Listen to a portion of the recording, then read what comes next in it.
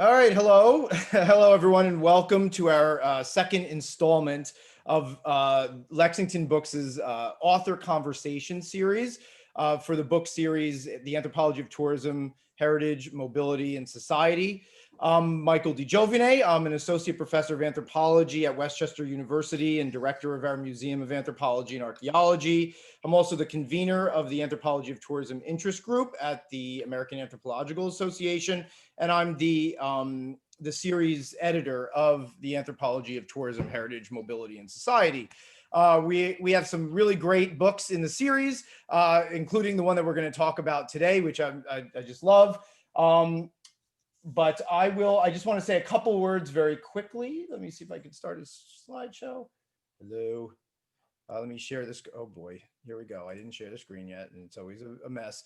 So the Anthropology of Tourism. Here, you see this. This is our book that we're going to talk about today, which with Angela Demovic, Bourbon Street, Bee Drinking, and the Sexual Economy of Tourism. But I wanted to say a couple words very quickly about our series for those of you who are interested in more books like this, or if you are an interested author as well. This is the series provides anthropologists and others in the social sciences and the humanities with cutting edge and engaging research on the cultures of tourism. You don't have to be an anthropologist to publish with our book series, but you do have to share kind of the anthropological perspective of being holistic and comprehensive in our approach to scholarship and sensitivity to the complex diversity of human experiences.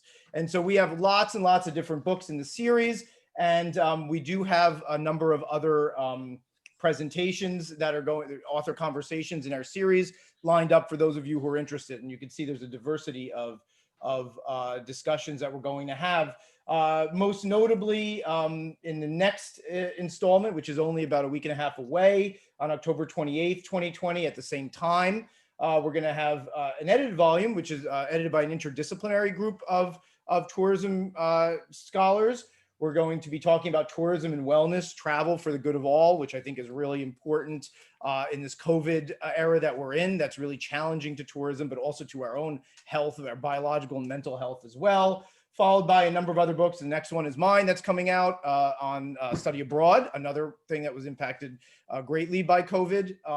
And then going into around Valentine's Day, we're going to be talking about love in tourism. We're going to have capoeira. We're going to have pilgrimage. We're going to have a lot of different things. So I hope that you do continue to stick around and watch the other installments of this author conversation series. But for today, let's stop the share. For today, I wanted to introduce our author for today, Angela Demovic. She received her PhD from Tulane University in New Orleans in cultural anthropology. She's written ethnographies on gender and tourism in both New Orleans, but also in Zanzibar, and has worked as an applied anthropologist on tourism issues in Hawaii as well.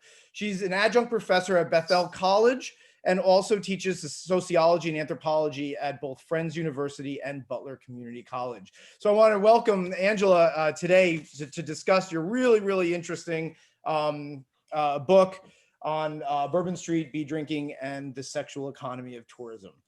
And I have to say, before I throw a question to you, I remember getting the manuscript for this and getting the peer review, which was very positive, and just really being so interested. I think one of the great things about this book is that you take on a lot of really important issues that are really, really germane to anthropology, including gender and gender roles, but also sexuality and sexualization, and a lot of these very complicated issues, but you don't make it complicated in the book, which I think is a really, really great thing. It's really accessible. I think also, I'll just hold up the book like I'm selling it. But you make it really accessible, not only for graduate students and scholars who are looking into various complex ways in which sex and gender play out in tourism, but also it's really good for undergraduates. And I want to welcome, I know that there are some of my, I have my intro to anthropology students are here. We have some women gender studies groups, both from Westchester and elsewhere, that are here. And I encourage them to to ask questions at the end of this. So let me just one time before I ask you a question, Angela. I know I'm hogging this. I want to give a little bit of like a ground rules of what we're doing here. So for about 30 minutes, we're going to have a conversation between Angela and me, followed by a Q&A. But at any point, this is a webinar, so you guys who are on the screen, or you're not on the screen, you can't be, your face can't be seen, or your voice, your mic's automatically turned off. But what I like to do is I like to bring you into the conversation and unmute you and everything, so that you can come up and ask a question, have a conversation with us during the Q&A session. In order to do that, if you look at the bottom of your screen here, you're going to see a button that says Q&A.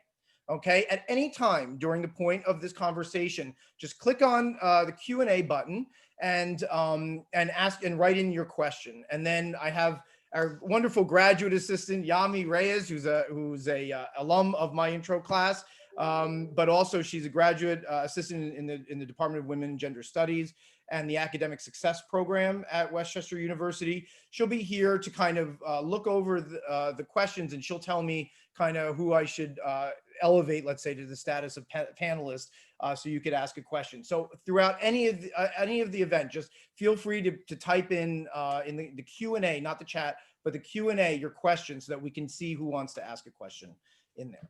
Okay. So without further ado, let me introduce Angela Demovic. And I'll throw you a softball question right off the bat. Michael. Why don't you tell me what this book is about? You know, because I think bee drinking, sexual economy of tourism. I mean, what are you talking about here? Sure. So first I'm going to embarrass you by pointing out you've said my last name wrong. Oh yeah, I know. So that's okay.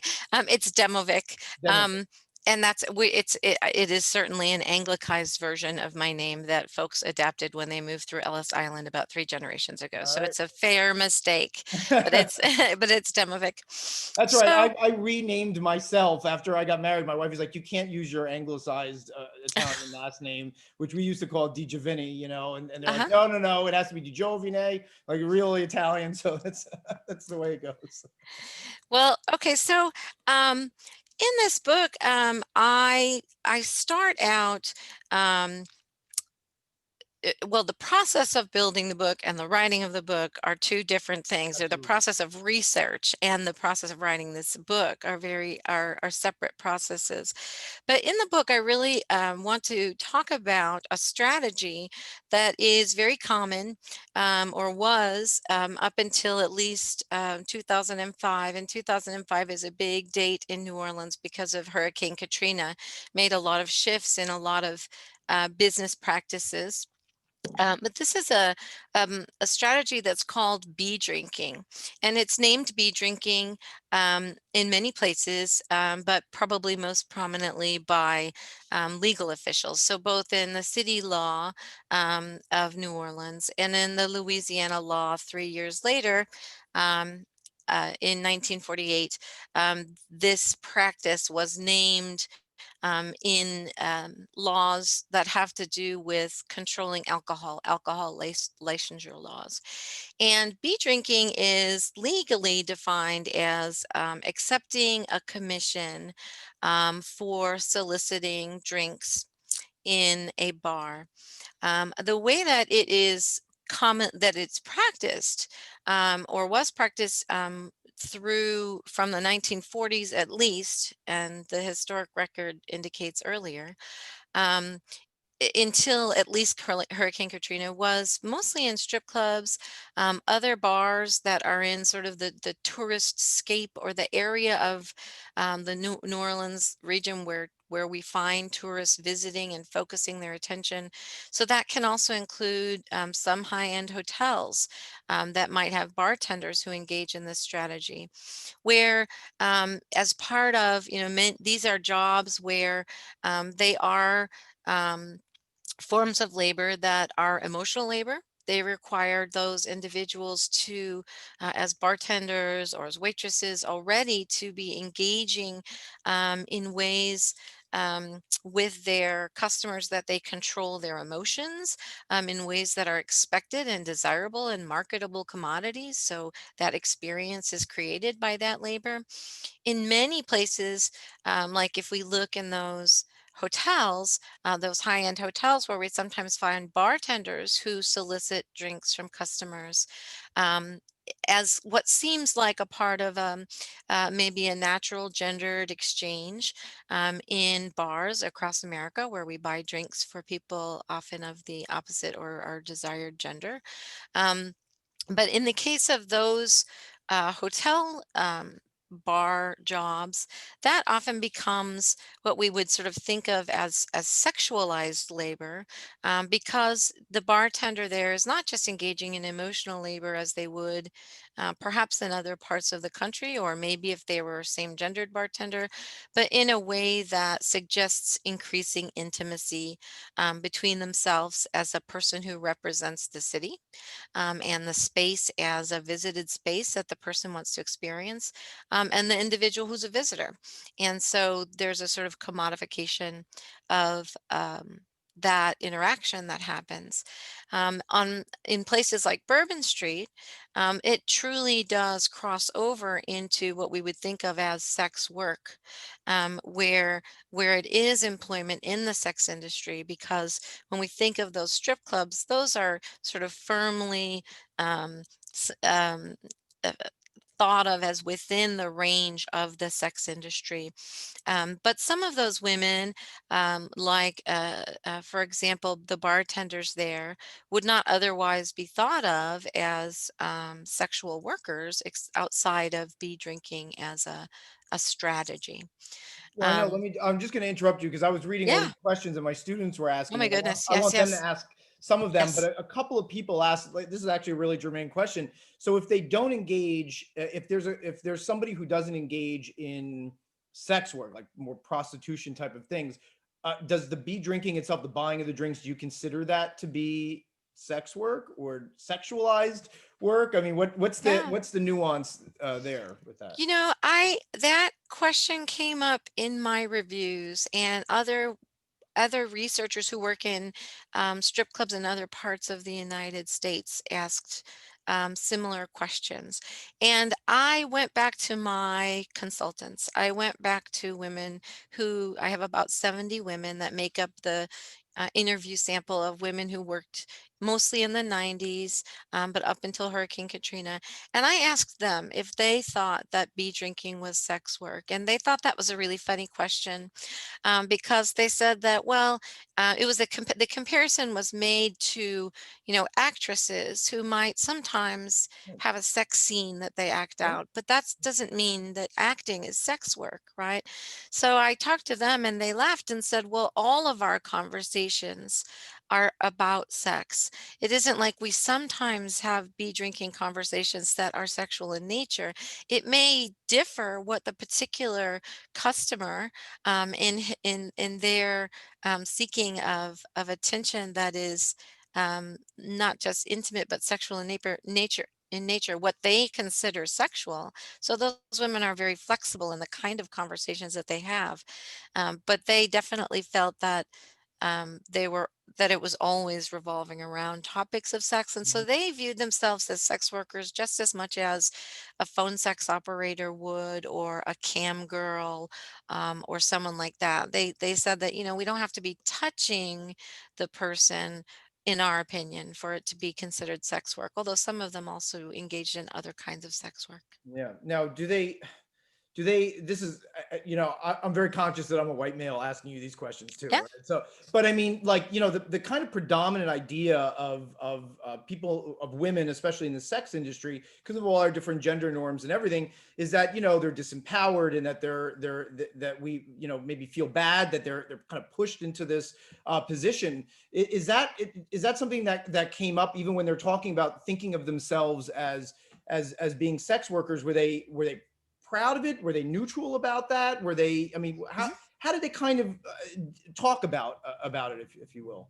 Yeah, I think, again, this is something that because these are women who are specifically working in a tourism environment, that means that they are actually earning fairly high incomes compared to some other even women who engage in strip clubs in other parts of the United States.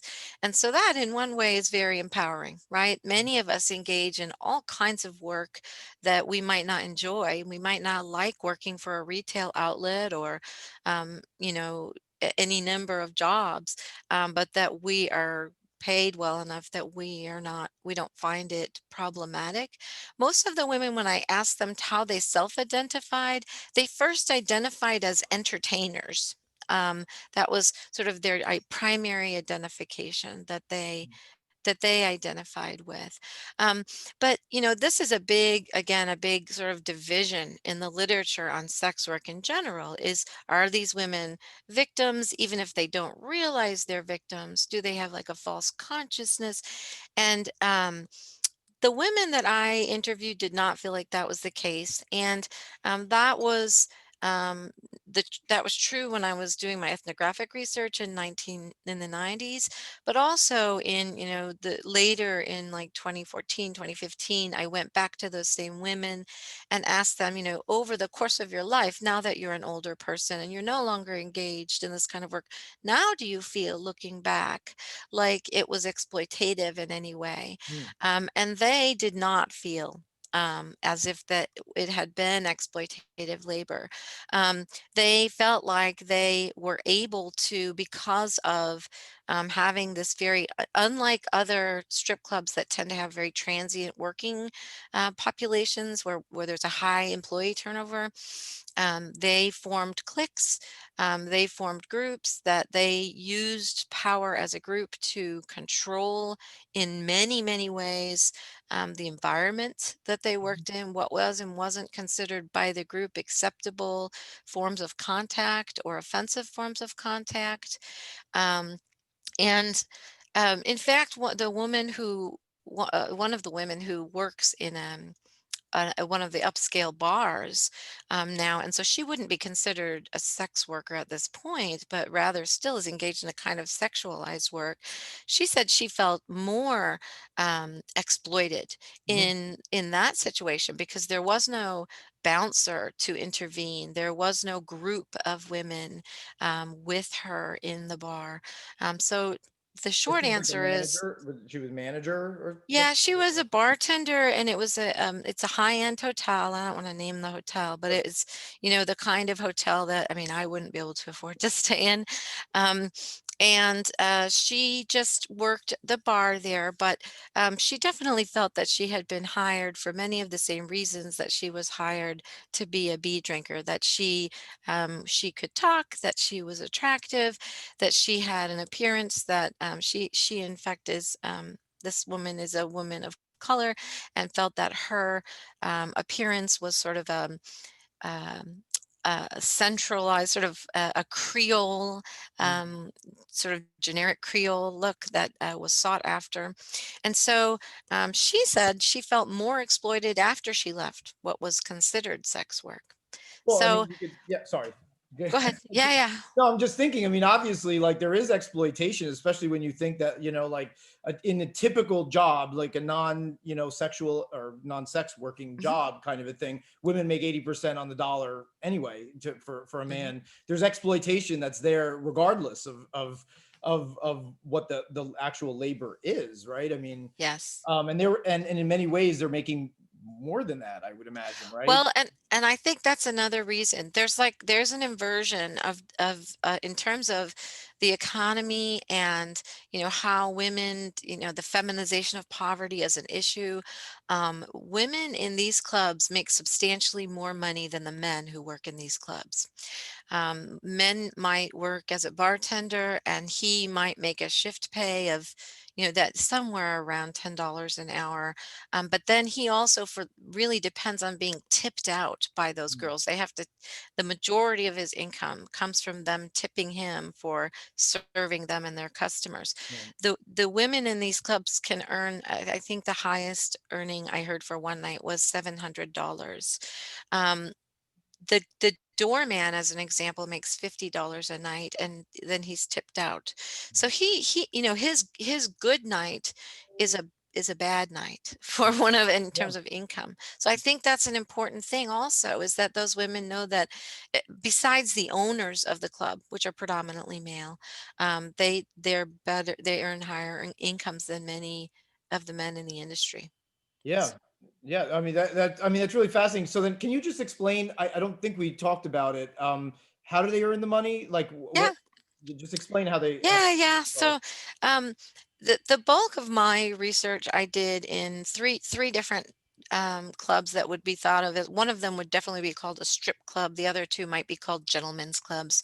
Those are really kind of loosely used categories. And so the women might be the waitresses. They might be bartenders. Historically, women were hired specifically as bee drinkers, but now that doesn't seem to be the case. It overlaps with other formal labor that is recognized in the economy. And then as they work, maybe they're a dancer. They as a dancer, if you have 10 women working and you are going to dance 3 songs, it's going to be a while before it's your turn up on stage. So although we think of those, and those women tend to identify as entertainers, very little of their income actually comes from those performances, because they they're taking turns sharing time, and those tips come in small bills, right? So between sets, they have special costumes that are usually elaborations on their stage costumes, that they put on, and they come and mingle and sit in the bar. And as guests come in, they sit with men in the bar, just as women and men interact in bars across the United States, and I think Western Europe also, and with the hope that they'll be offered a drink. Um, Waitresses are very instrumental in this. They are, if you look at sort of the way that labor's organized in these clubs, waitresses tend to have a shift that they're required to work, because they are like the bartender. They really are required to keep operations running. So a lot of times the girl doesn't have to ask for the drink. The waitress is very well trained. She's good at saying, would you like to buy this girl a drink? And sort of acting the good cop, bad cop. And then it depends on the drink is a way that the labor that the woman is doing in engaging in whatever conversation this guy wants to talk about, is commoditized, but in a way that's not obvious. That's not, he's not being told by her directly, you have to give me $5 for every 10 minutes that I talk to you. Instead, he buys her drinks, and they come in different sizes. I think the least expensive cocktail that women were drinking in the 90s was $8, and she was receiving $2 at the end of each shift for each $8 cocktail. That probably meant she would sit for 10 minutes. If there was no customers, she might sit longer to try to extend the conversation, and maybe drink at the pace of that guy, and earn it slowly, add her income up. Bottles are the way that women make, that's sort of their goal, is to get them to say, oh, why don't we just buy a bottle, and then we can go sit in the back where it's more private. Mhm. And so then there's more of a illusion of intimacy, and those range at start at about $150, and the girl would get $40 of that. She would probably also get a $20 tip, at least, from the person who is buying the bottle. The waitress would probably also get a $20 tip on that $150 bottle. And so then at the end of the night, the management adds up, and the girls keep very careful track, um, how much is owed in commissions, basically. And so most of those women uh, don't get paid an hourly wage Mhm. to work in the clubs. In fact, in the contemporary moment, the pattern has increased that I talk about in the book, where they may pay at the end of each shift for having worked in the club. They have to make a shift payment, which some other uh, writers in other parts of the United States say, oh, well, that's for things like, those clubs might have in their dressing room a beautician or someone who does makeup. I did not find that to be the case generally in New Orleans, but instead, the management recognizes that there's a lot of money that flows as tips. And so there's kind of a clash, right? Because from the management's perspective, all money should go through the register, should go through a bottle, through the register, and a certain amount back to the girl. And from the, or woman, sorry. And from the worker's perspective, she wants to get as much tips as possible. If that means one less bottle, that means more for her. So there's kind of competition that creates some static between management and the women who work there. So a lot of cooperation happens between the girls or women who are working. I say girls because they tend to be younger women who work in those clubs. They will, if they recognize that a particular customer is not interested in them, they will actively seek out what Mm, they think is a good match of mm, another bee girl among their friends. And it serves a really, I think, positive function for the tourists. The tourist gets to talk to someone who is representative of the local population, can tell local stories. If they're not someone from New Orleans, they often aren't, because women in who do these jobs are very mobile. They at least perform that they are a local person. And I think, a big part of tourism is this kind of intangible interaction, this kind of intangible purchase where we're purchasing as an experience. So that's what they're doing. The part that they are earning the least amount from, the stage performance or their bartending, the legal part of their job, um, that's the legal part, right? But I found when I tried to, it's very hard to do to quantify right. women's income in this situation, but my estimates are at least 50% and more like 60% of their take-home pay actually came from bee drinking rather than the entertainer or bartender functions that they engaged in. So even though they don't label themselves, hey, I'm a bee drinker, they might say I'm an entertainer or I'm a waitress. Um, the economic reality is, and the legal reality is, that they are considered bee drinkers by the law, and that is how they earn the majority of their So, income. I mean, it sounds like they have a lot of skill, right? I mean, they seem to have Yeah. a lot of, a lot of being a skillful way of doing what what would you call it, as being an emotional performer, right? I guess there's skills in reading people and knowing who to approach and who not to approach. Yeah. Or is there like a particular kind? Is there a mark? I mean, the way I'm dressed is, I mean, Mhm. is this like Yeah. my big Yeah. mark right now to be, like, Yeah, it's a perfectly fair question because Bourbon Street, like one of the terms that is used is the pull matrix. When we think about a tourism site, there's a pull matrix to the city, right? And so part of, even if I don't go to, even if I'm, I'm now an older woman, I'm probably not going to go in a strip club. But if I go to New Orleans as a tourist, I'm still probably going to walk down Bourbon Street. And the fact that it exists as one of the potential places I might go is part of the pull matrix that brought me to that destination and definitionally sort of created the destination out of a place, right?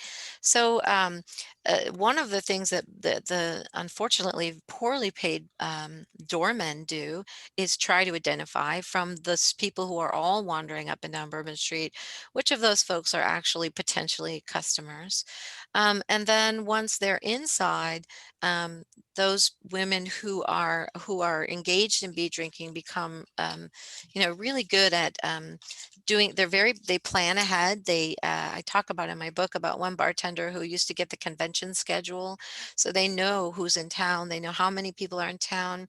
Right now they use things like the Bourbon Street webcams to come up with an idea, not just of who's in town, but what do they look like? Does this look like, a rowdy football crowd that's going to buy one beer and get drunk and pull the fixtures off the wall in our bathroom and just and feel really good that they gave out $1? Or are they well-heeled professionals who are traveling in groups of 2 or 3 men who are kind of walking up and down the street, maybe a little bit nervous to go in? Those are the kind of, things like looking at men's shoes, things like assessing the quality of your tie, um, or your watch, or things like that. Those are kind of things that they're very good at. And one woman actually told me she had worked in selling cars previously, Oh, and she had been kind of taught the art of the deal. And she worked with some of those same principles in mind when she was selling bee drinks. She said, there's this kind of rule that you work for three, that you get three yeses, and then the third one will be a yes. So she would ask them, like, oh, are you enjoying your time in the city, or do you like, are you enjoying your drink? And then the third question, would you buy me a drink? mhm. Right. And that's sort of the same kind of salesmanship Hmm. that you learn in other occupations is applied also. I mean, So that's really fascinating. So they're not looking for maybe they're not looking for the bachelor party or something like that. They're going to look yeah. for the people.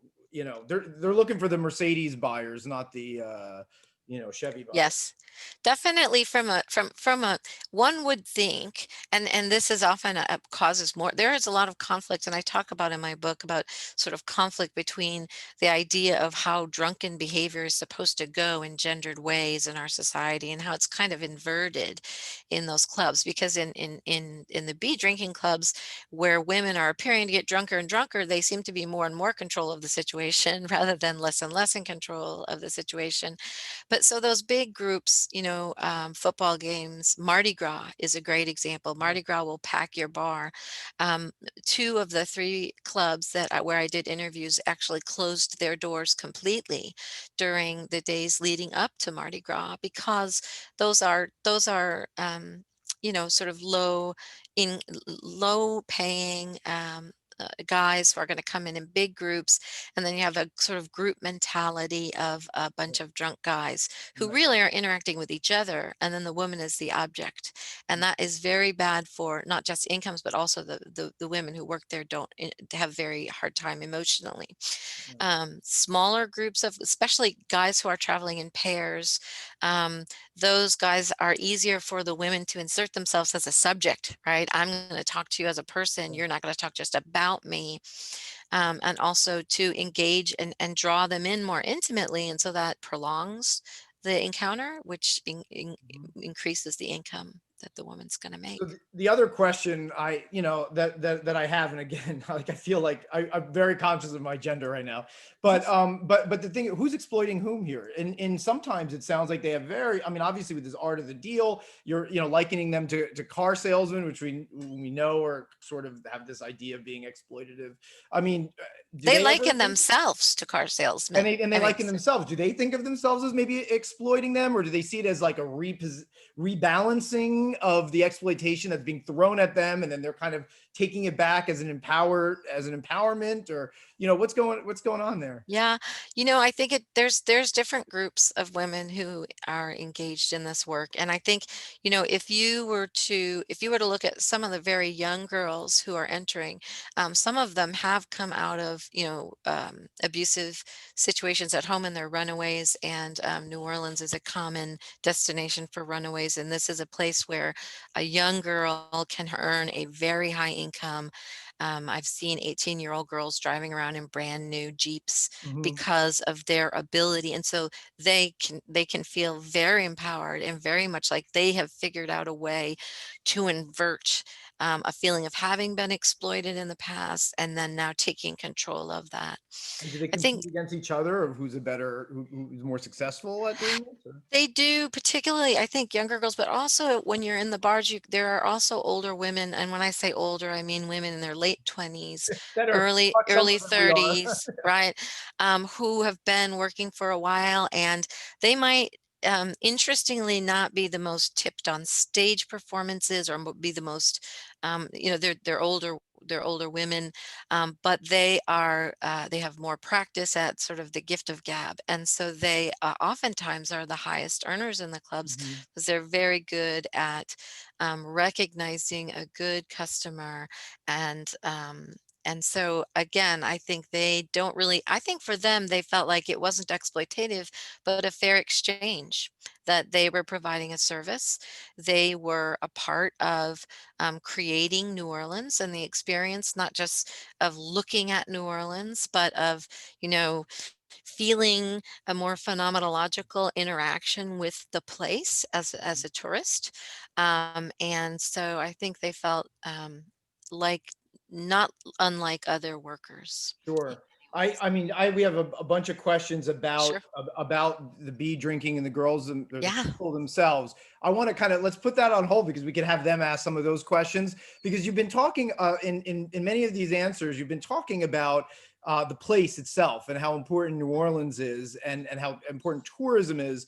And I remember you said like something like they've created the destination and everything else. And I remember in the book, I mean, I'm a heritage theorist myself. So it seems to be like, you know, bee drinking seems to be part of the heritage of New Orleans. I mean, you kind of make, in a way, you make that clear, or at least integrated in heritage tourism. You talk a lot about the fact that they're selling nostalgia.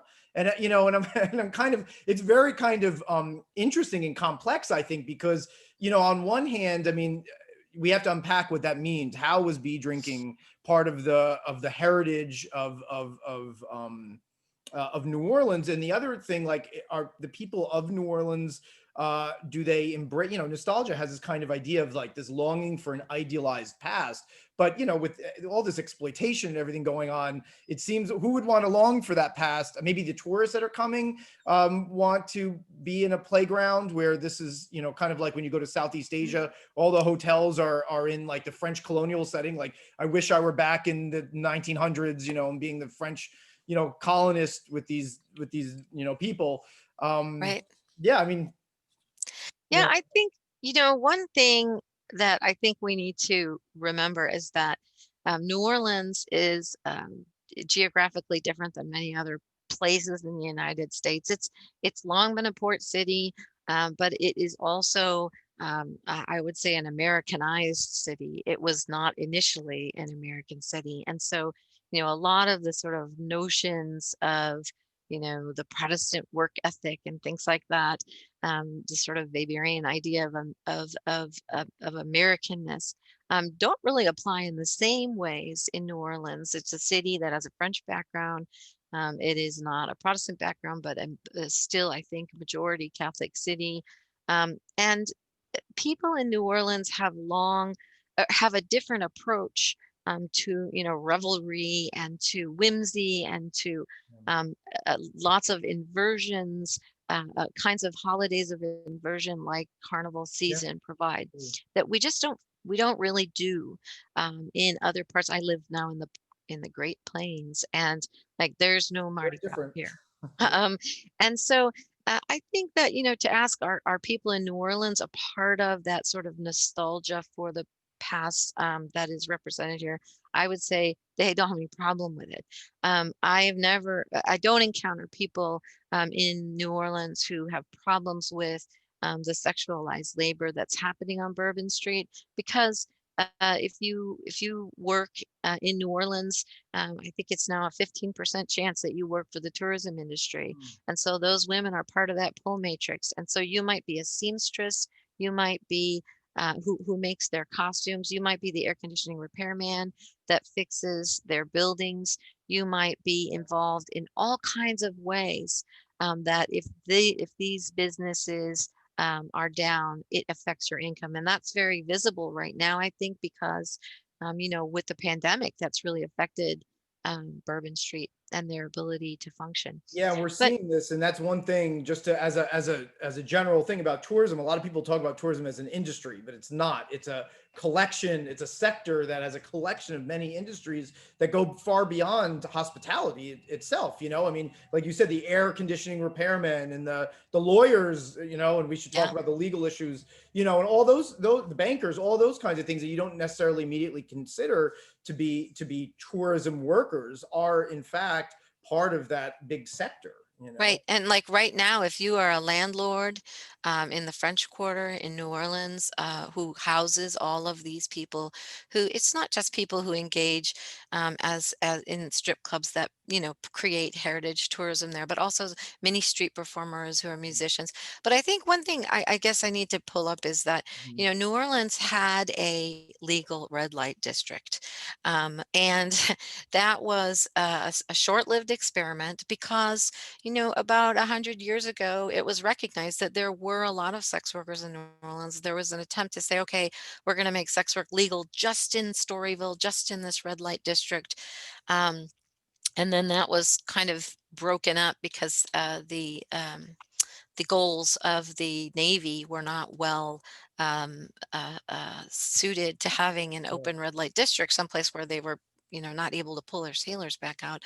But people still, one of the things I mentioned in the book is that I did give tours when I was in New Orleans. I was a tour guide at one time, and almost every historic tour, as they walk around the French Quarter, stops and points out where Storyville was, and talks about Storyville. Almost all of the tour guides, when they give tours, stop at some point in front of some house and tell the story of the House of the Rising Sun, which is kind of an interesting kind What of is that? metaphorical story. So, we have this sort of famous song, The House of the Rising Sun, and it's been used as a term for brothels. And there are many, many houses where tour guides will stop and tell the story of how, this it was the House of the Rising Sun. And you can say that in many places because in Creole culture, it was typically the case that Creole sons would, now we're talking about, during French colonial times, that those Creole gentlemen, when their sons came of age, would bring them to a brothel as a part of their sort of adulthood, sort of as an initiation, maybe as part of a rite of Wow. passage. Wow. And so, euphemistically, you can call any of those brothels a house of the rising Rising sun suns, of the sun, right? S-O-N, yeah. And so, yeah, and tourists love this story. They're tickled to hear that they're standing in front of a building that was a brothel. Ooh, even if it's now a, whatever, selling voodoo trinkets or whatever. Yeah. And because of the city is a port city. So before it served tourists, in the 50s to the 70s when tourism starts being a thing, before that it served people who were port workers. And so there's always been and there's also, it's always also been an important port for military. And these are the kind of service areas where we see sex work growing, right? So I think, many New Orleanians also they're familiar with that history of the city. They make lots of joking references to it in times like Mardi Gras when people costume, or when people are making their floats to think about aspects of politics. Mm. So I think that really when people also as tourists think about I'm going to go someplace, and they construct in their mind, what is, not just they but media and other sources suggest to them what the destination is. One of the things that New Orleans is represented as a place where you can drink freely, where there's lots of music, where there's open sexuality. And so that it's kind of interesting because some of the behaviors that are acceptable for New Orleanians during Mardi Gras are not acceptable during other times of year. But when a tourist arrives, they still might engage in those seasonally acceptable behaviors because they view that as the place and an expected part of the Yeah, and place. I love the seasonality here, right? I mean, what are the best seasons for the bee drinkers? Yeah, well, New Orleans has very carefully tried to spread or extend their tourism season. Yeah, So I point out in my book, like the Jazz and Heritage Festival that happens in May, that was purposefully right. planned initially to try to deal with the slump because nobody wants to go to New Orleans in the summertime. It's hot. It's sweaty.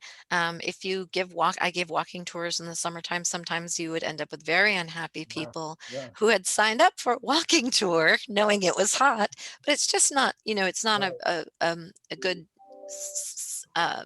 site in the summertime. So the big seasons are fall, anytime when the weather is cool. Certainly, fall is a good way to find out when the best seasons for bee drinkers are is to look at the convention schedules. When we're having conventions as academics or as professionals, that's when the season is good. Or when Drew Um, Brees is, or like when there's football season as well. Of course, this is a problem mhm. as well this Well, year because we don't have a mhm. lot of. Absolutely, absolutely. And football season creates kind of a mixed weekend because, like, the night of the game, nobody wants to work because people are going to be crazy. Unless if the team wins, then everybody wants to work because then people are crazy in a more Happy jovial way. way, right? Yeah. But if there's a big game and people we know are arriving, some of the women who work in those I'm sorry, in those clubs, I mean, it's a community of workers in the French Quarter. So everybody knows everybody. As a tour guide, I knew strippers who knew hotel workers knew people who did contracts. And so there was a lot of communication about, all right, people are starting to arrive. We'll have 3,000 people here Friday for an event that's happening Mhm, Saturday. So mhm. Friday night's going to be big. Right, because Yeah. it's people without Right. their thing to do yet, so, Yeah, yeah. no, it's really fascinating. I want to move, let's say, because we're almost out of time here, but Mhm. I did want to talk about how did you get into this? We didn't really talk about the process of ethnography, and of course, it's a very immersive kind of thing. It deals with trust a lot. I mean, how did you even come up with this research project? Yeah. So I initially, this is an example, I think, of a place where I started with a very broad ethnographic lens. I was just gonna do ethnography because I actually started this when I was in grad school. And Mhm. I was assigned by a professor named Justin Riddleson to practice different ethnographic methods. So we were supposed to pick a group somewhere in the city. So one of my friends, for instance, studied the Hare Krishnas in New Orleans. And we were supposed to, do our photo study, do informal interviews, do a mapping study, all these things. And I was interested in the French Quarter. I had already started doing tours in the French Quarter. I also was doing some piecework making voodoo dolls for sale for one of the voodoo museums. And so I thought, I'm gonna work with this group of young women because I think it's really interesting.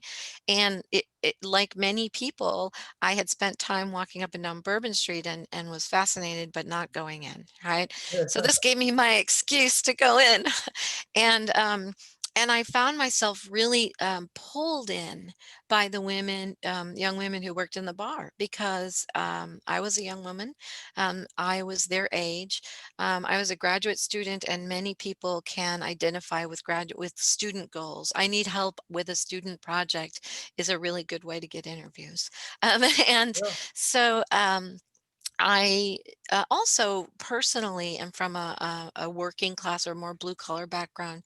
And so I actually really got along with many of those young women as friends in ways that in some ways I felt alienated from some of the students at, Tulane where I was going, which is a very expensive university with a different sort of background. I'm kind of a first generation student.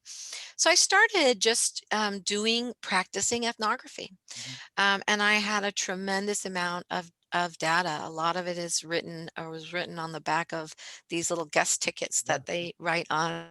And I just take notes. I have, lists of what songs they liked and didn't like, things that they said, who got flowers when and why, and, when the police were harassing who for what reason. I just was kind of, once I started doing those interviews, they let me hang around. And I think it's also important to think about, although I viewed myself as more like those women than like students at Tulane, they viewed me as more like students at Tulane. Sure. And that gave me some social capital and ways that I could assist them. Like Um, what? so, um, So, for instance, one young woman was concerned about a legal issue and had a lot of questions about what she should do. And I had access to the Tulane Law Library. And so I went and spent a couple of days. And I'm not a lawyer, but I did some research and brought her some documents and said, look, here, this is what the law says. And she was really glad to have that help. And so we became really close friends, or there was one young woman who was addicted to heroin and also was epileptic. And so there were times when I would be sort of hanging around, in and out of the bar, out on the street, talking to different people. And one day I remembered that she had a seizure. No one wants to call the ambulance when there's a young woman who's intoxicated having a seizure and be responsible. They were all, because they are viewed by the police as marginalized people, as stigmatized people.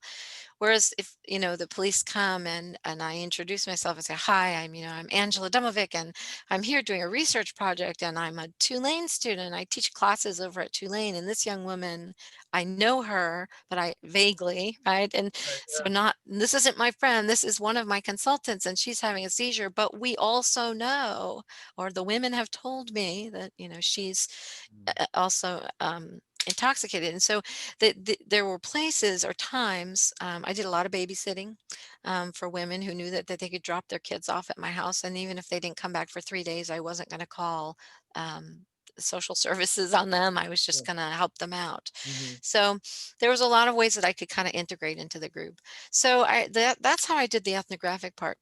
And then when I started writing, by the time I started writing this book, I didn't feel like I could write about it until I had already finished my dissertation, right? And done something that was real ethnography on Africa, Yeah. a faraway place, Mhm. culture far. And so I started writing this information, and I felt like there's a lot of information about strip clubs out there. There's a lot of, by then, between the, in through that, throughout the 90s, we start getting a lot of strip club ethnographies. And so I really wanted to figure out, how can I be different? How is this different? And so I decided I would think about bee drinking because nobody else mentioned it. And then when I mentioned that idea to one of my another researcher who works in striptease as art, as dance, she was taken aback, had never heard of such a thing, thought it was something that was maybe particular to a club or idiosyncratic to, New Orleans. And so that's why the whole first part of the book is this long history tracing the laws since since Storyville, but really heavily appearing in things like the newspaper and in legal codes from the 1940s until the present. Um, and so I sort of, it became problem centered. So I could write lots more things Yeah. about women who work on Bourbon Street, but I thought that this was an interesting focus because it seemed like a strategy that wasn't really noted in the literature, but that was clearly very important in how, in this tourist environment, at least in this particular tourist environment, this worked. And there's also a lot of sort of more, again, culture far ethnography Mhm. increasingly about how sex work works differently in different places. Sex work doesn't mean the same, or prostitution even isn't Mhm. the same in, New Guinea as it is in, the Dominican Republic, as it is in where I worked in Zanzibar, as it is in New Orleans. So I also thought, this kind of adds to the literature, a tourism destination Yeah.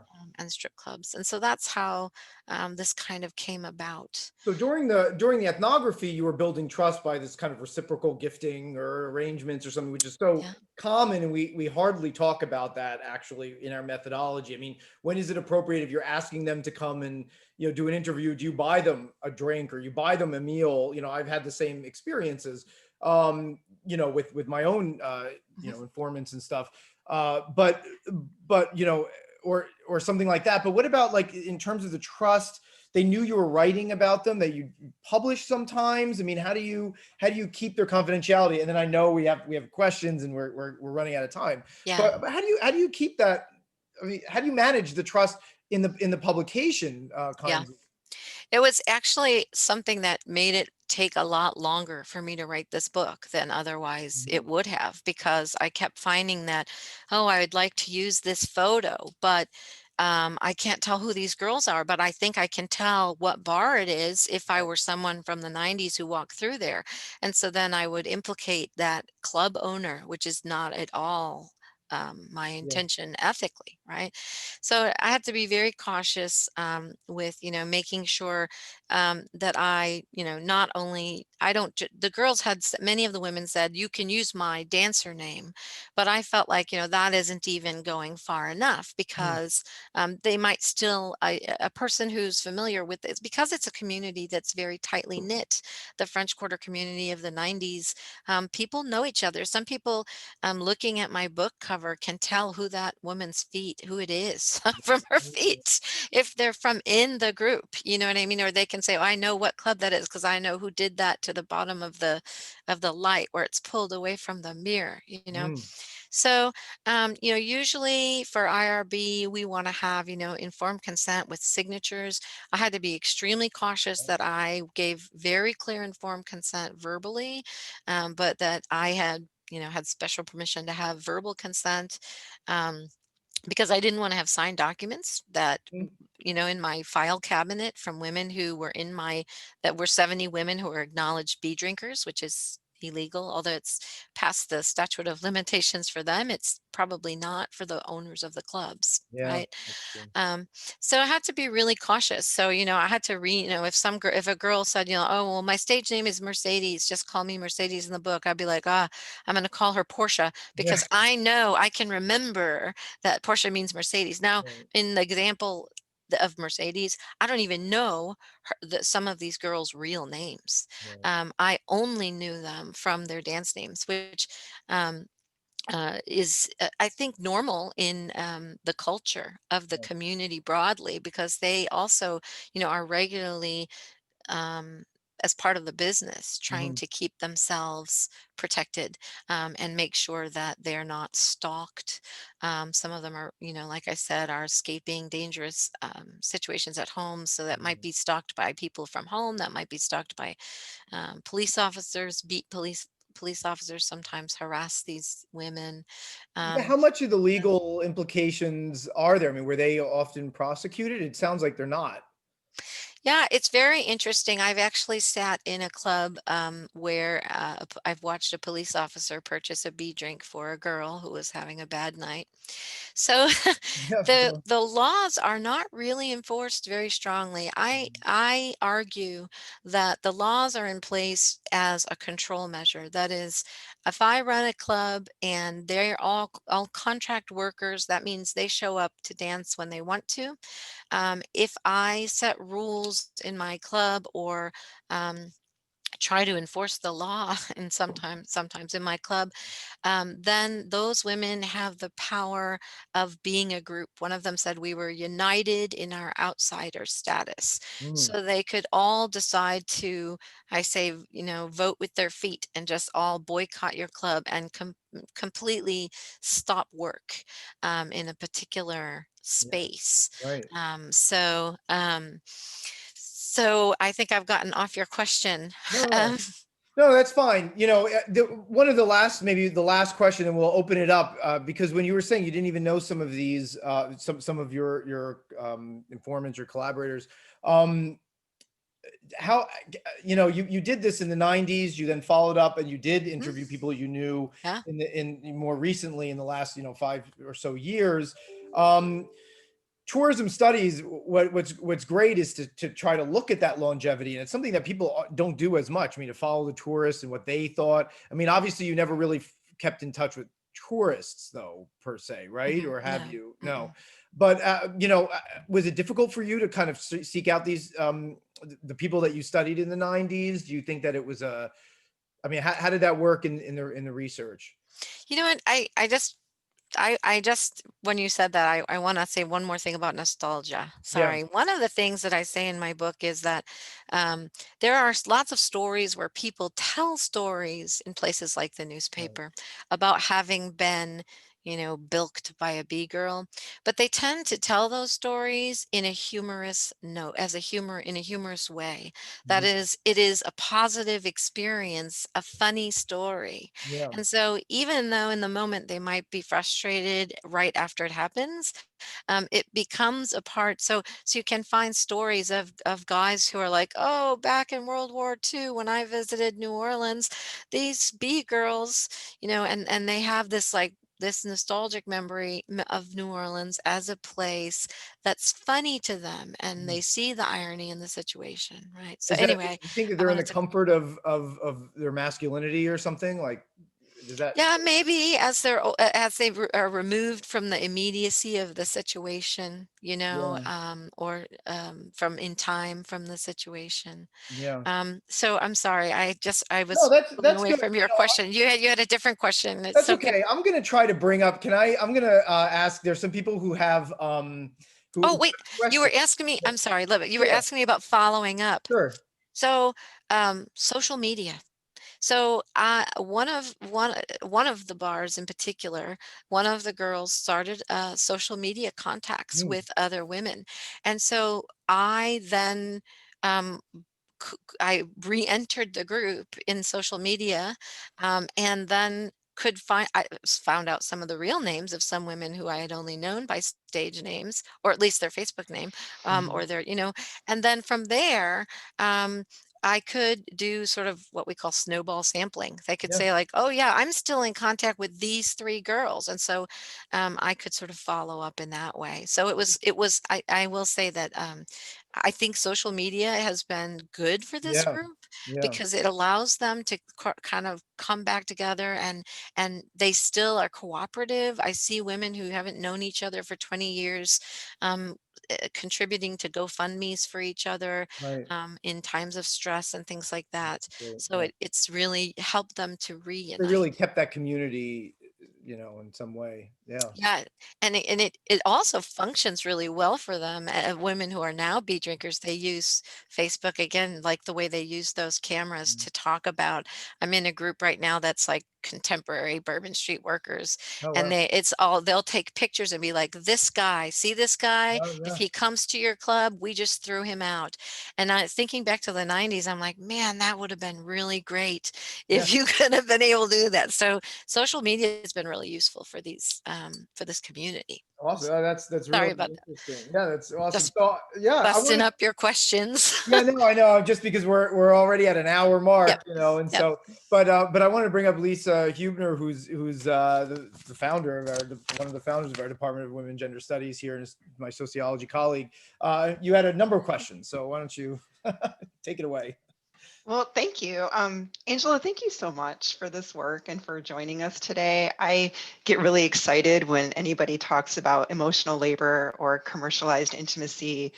And I teach a class that I'll be offering in the spring that focus specifically on those frameworks and sex work in large part. So I was super excited to hear about your book and your work. And I have additional questions. I was just Sure. curious, how do you, when you think about how this work contributes to the economy, and both of you are in tourism studies, you and Michael, and I'm not as much, but one thing that I'm curious about is how this labor contributes to the economy and then how it's not recognized, right, as part of that economy. So when you think about tourism, would you say that the work is more a localized economy, the contribution is more localized, or domestic, or does it offer contributions to a global economy? Mm, I think that's an interesting question. And, I've kind of thought about it in different ways. Initially, I really just thought about it as those providing work for women who were otherwise maybe unable to,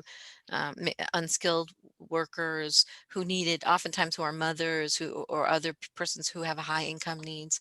Um, but as I've sort of pulled away from the field and sort of thought about it more theoretically, that's where I've started thinking more about persons like, the landlords in New Orleans or the grocery stores and all of the restaurants. Many of the restaurants in New Orleans who do delivery, those women who work in those clubs, they don't leave. They have delivery on the regular. So there's all kinds of ways, but also And this is just something that I've more recently kind of been thinking about. When you buy a B girl a drink, it is rung through the cash register as alcohol sales. And so her emotional labor as a sex worker is getting taxed, and contributing taxes through the way that alcohol licensures work, right? And so I think that arguably this is contributing to the much broader community, right, than just even the people in the French Quarter.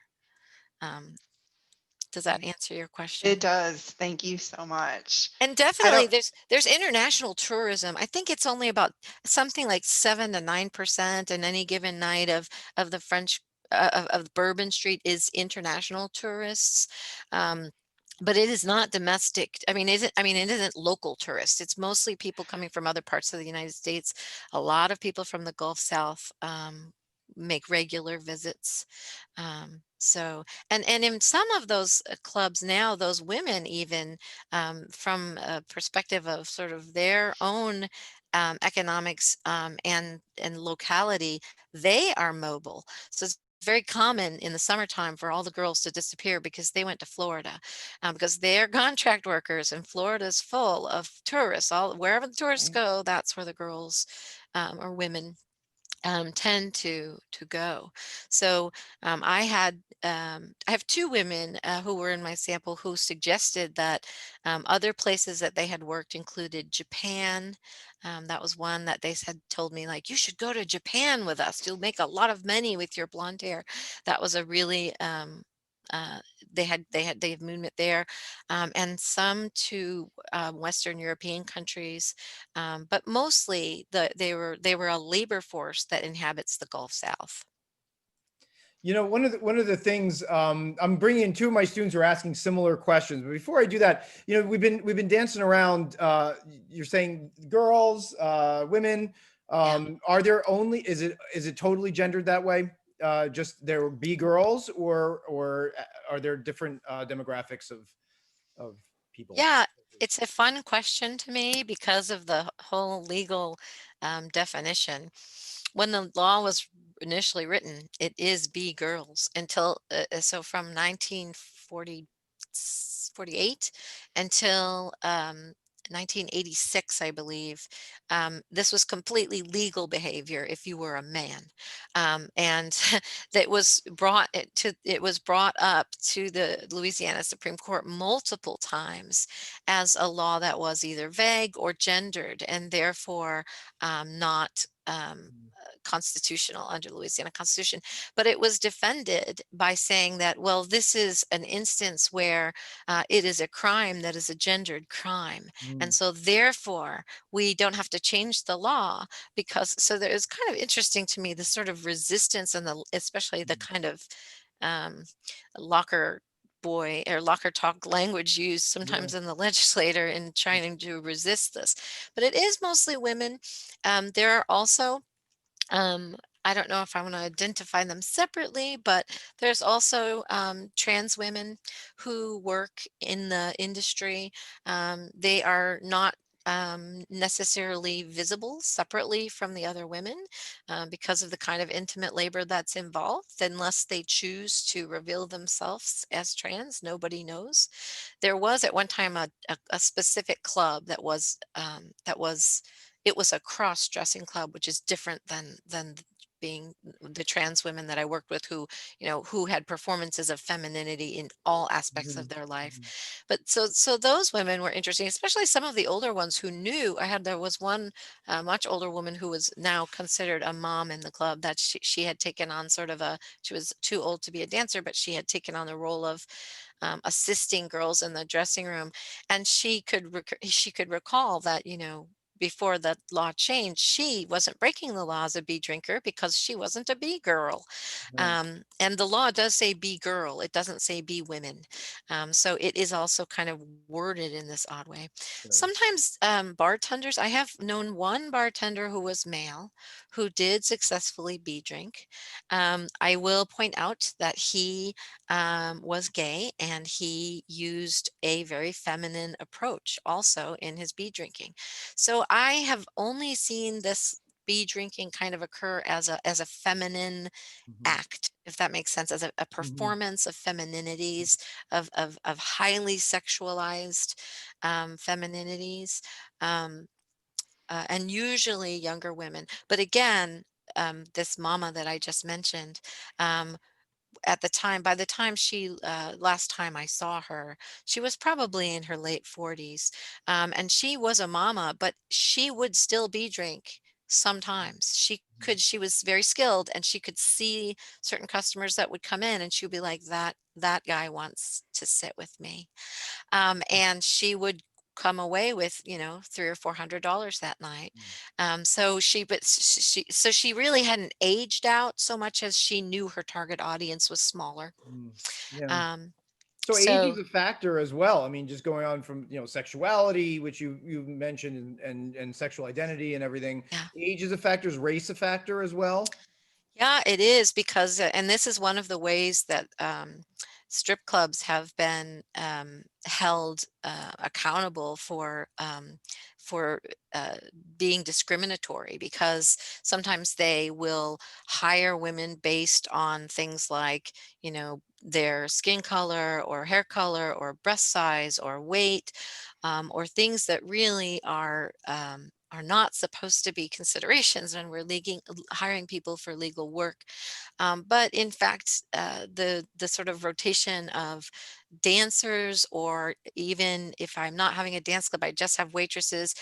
There's a sort of attempt to create a variety of Mhm. women, and unfortunately, I saw that being a woman of color, that was considered one type.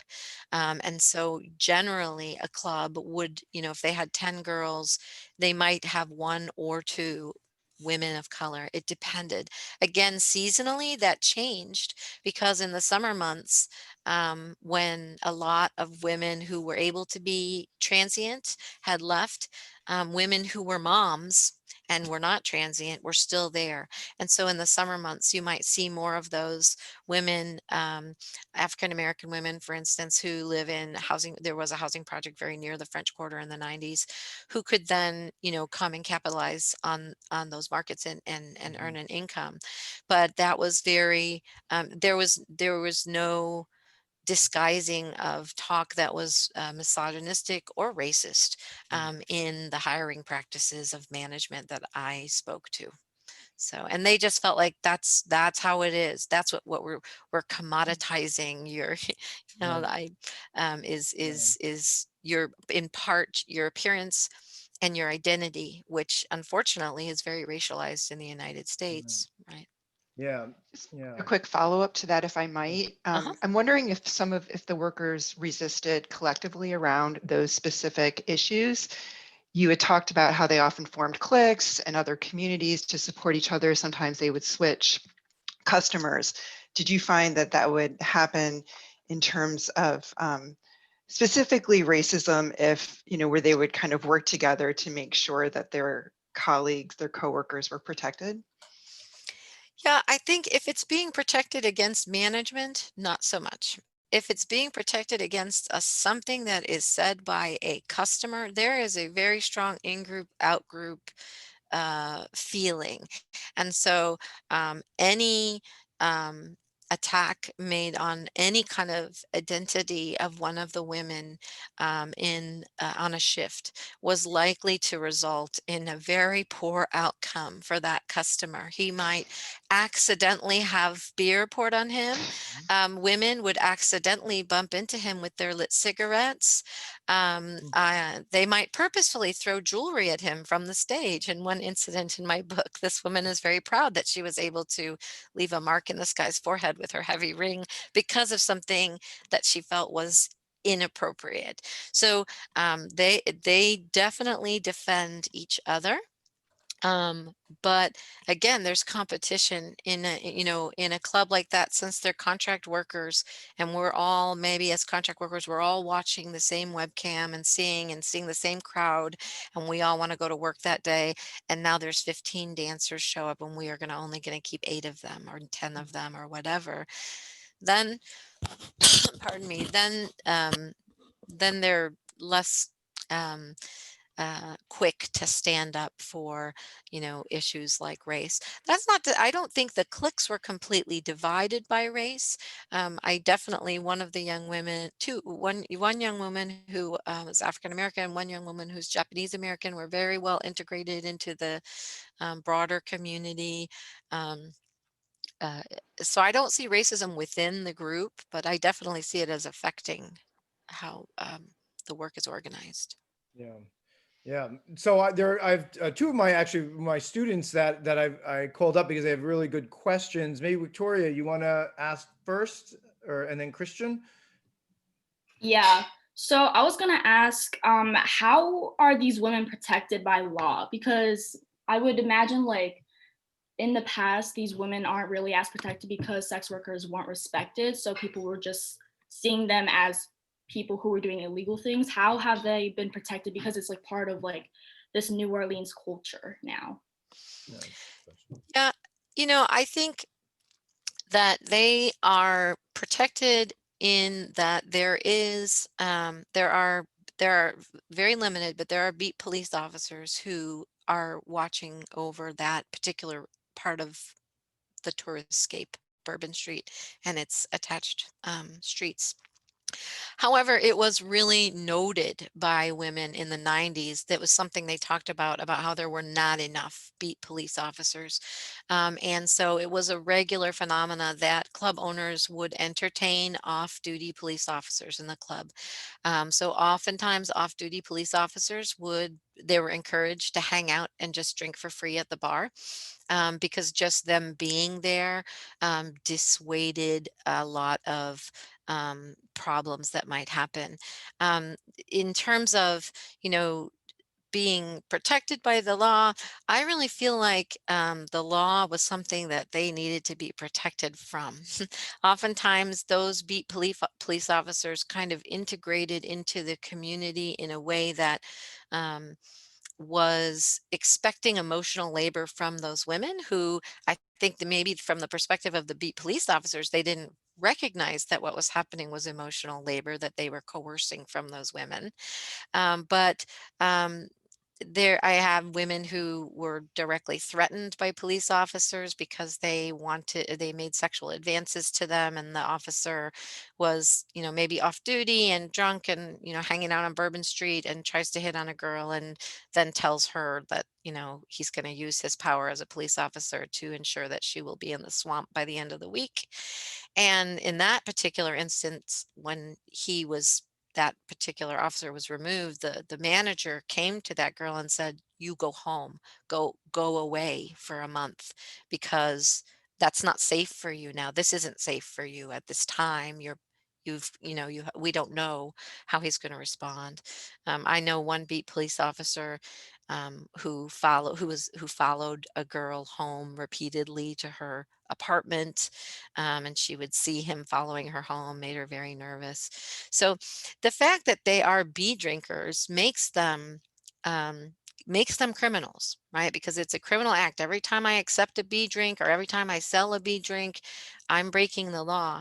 And the police know that, and other people who are in positions of power in that environment know that. Sometimes the young women, when they first start working, do not know that. And so they have already been engaging in what's an illegal behavior for perhaps a month before it comes to their attention that now we could have you arrested. And so it's a very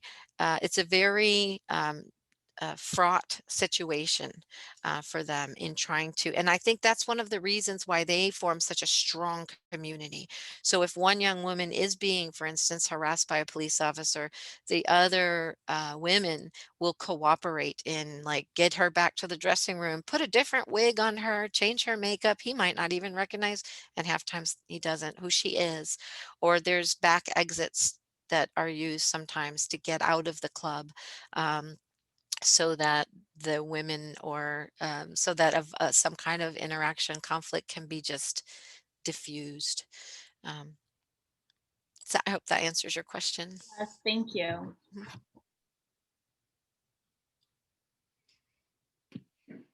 Sorry, Christian had a good question about kind of the changing demographics as well. What did you ask, Christian? Yeah, so my question has to do with more of the clientele of the clubs. And earlier you spoke of sort of like the whimsy of and like the almost suspension of disbelief in New Orleans. Yes.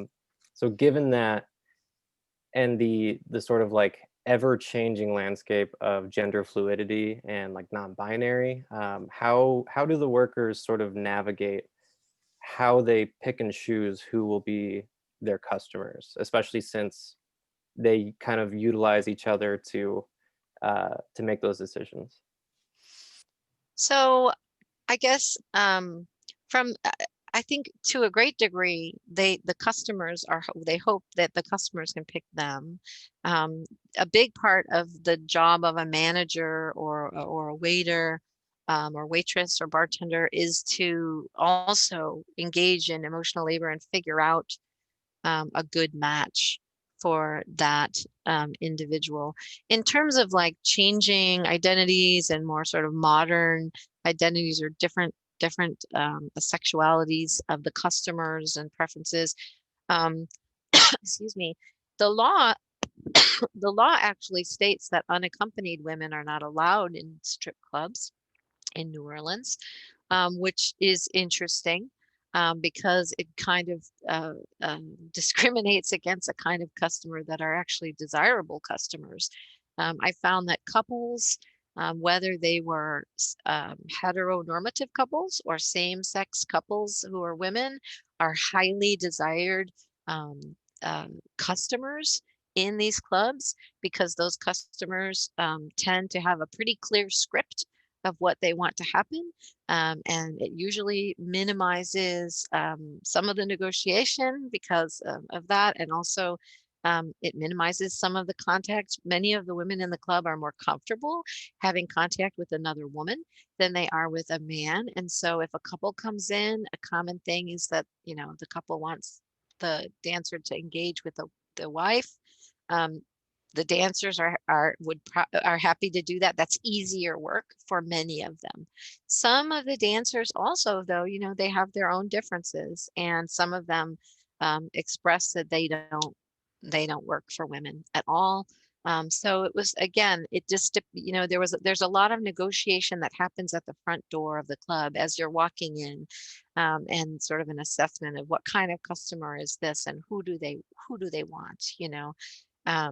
So sometimes you'll see, you know, a waitress, you know, who's having trouble getting a guy to come in and sit down and have a drink, say, hold on, I know just who you want to meet, and go to the back and have an idea. Oh, this guy wants a young girl. He wants, maybe he wants a Latina girl. Maybe he wants, you know, something, and try to produce the match that she can find from that evening. So there's a lot of negotiation that happens for the B-girl before she sits down. There's a lot of cooperation that has to happen in those clubs. Does that answer your question? Sorry, I have myself muted. Uh-huh. Yeah, and I guess like is interacting on a male side more taboo? Like you spoke about the gay male bartender earlier. Mhm. Yeah, you know, I think he was an interesting example of a place where the club is mostly catering to men and men's fantasies. And he was the only man that I met in the clubs that did that. There were a lot of male bartenders. Bartenders tended to be men because they're the ones that had the cash register, and most of the clubs are owned by men, and there is a very sexist attitude in among those club owners. Um, so I think that particular bartender was kind of unusual, but he did when he found his customers, he found his niche, and it wasn't as often because I don't think people walked into those clubs expecting to find him. Does that make sense? It is something that's noted. There was a male strip club, short, there have been twice in since the 90s, short-lived in Bourbon Street. And it has been noted by the community that the male strippers make more money than female strippers do, which is really an interesting puzzle, and I think says something more about the customer's generosity than it does about the desirability of male strippers. So. And so this has changed over time in terms of, are there new demographics of tourists who are looking for new demographics of bee drinkers? I think was also what I was interpreting with Christian's. Oh, yeah. I'm not really sure because honestly, most of my, I mean, like I said, my ethnographic research is in the 90s up until about 2005. And then, excuse me, with Hurricane Katrina, like many, like many, minority groups and stigmatized groups in the city, these are the people that had the hardest time returning to the city. There's a huge shift in like the ethnicity of the city that happens with Hurricane Katrina. There's a lot of changes now with gentrification of the city, where the urban poor that made up a huge portion of the city are no longer able to live in their city. But I'm not really sure how that's affected what's going on in the clubs. So I'll bring up this one last student. Jerry, are you there? Do you want to ask your question about stigma? I don't know if you're still there or not. Might not be. We've gone kind of a long time. Yeah, I know we've gone over. Anyway, so there was a question that you have about this idea of, do you think that this kind of increases this type of labor increases the stigmatization of women in sex work that we're trying so hard to eliminate or to equal out, just the continual bolstering of this? I don't know. I don't find this to be particularly stigmatized form, a particularly stigmatized form of sex work. At different points in time, bee drinking has been pointed out as as negative for New Orleans during World War II, because they're bilking the soldiers. And when tourism first started in New Orleans, there were concerns articulated at the city level about whether they should crack down on bee drinking because they're bilking the tourists, or whether the tourists wanted the bee drinking and would rather have them than police officers parked in front of the club. So I think that, it depends on your perspective. In some ways it's a kind of a hidden way of payment. And I think that that's for some people who work or who hire sex workers, that is annoying to them, that it's not such a clear or such a direct form of payment. But I also think that that is what it makes it palatable as a way of engaging with sex workers for many people, because it makes it clear that, like, well, I'm not really paying for her to sit on my lap, I'm paying for her drink.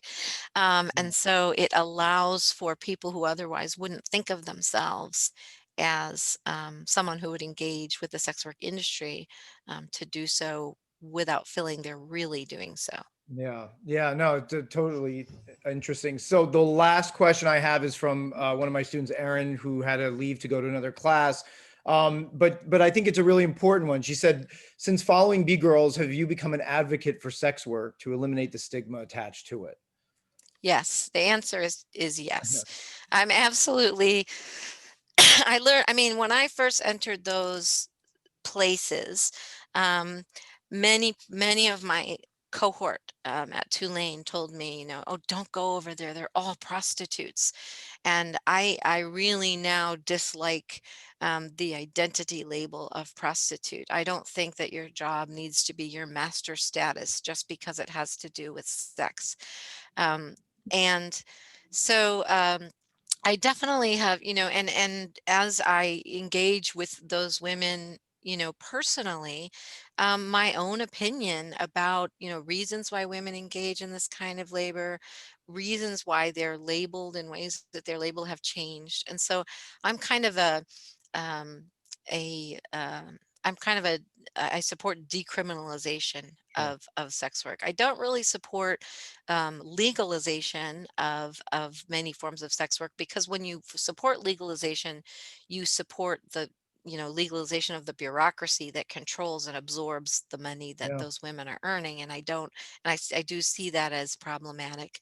Um, but I definitely don't see this is any more stigmatized labor than many other, like waitressing jobs or other kinds of emotional labor that we engage in regularly. Sure. So Well, thank you very much. I mean, we're pretty much Thank at an you. hour and a half mark, so I'm gonna have to, we'll end it there. But please, for those of you who are watching, either live or on tape, later, please do pick up the book. It's really a fascinating study. What I love about it is, I mean, it really complicates the gender, sexualization, sexuality, but also this idea, right, that in general, tourism over other sectors is much more favorable to women, in terms of employment. But at the same time, it complicates, like, what kinds of employment. These women are probably not even counted under those numbers that, 56% no. of the labor force in tourism is gendered. So do take a look at it. Do consider, for those of you watching, do consider the book series as well. And I really do. I thank Angela for your time. This is a great opportunity for us. So thank you so much. Thank you. It's Thank nice you, to talk everyone. to all of you. Thank you.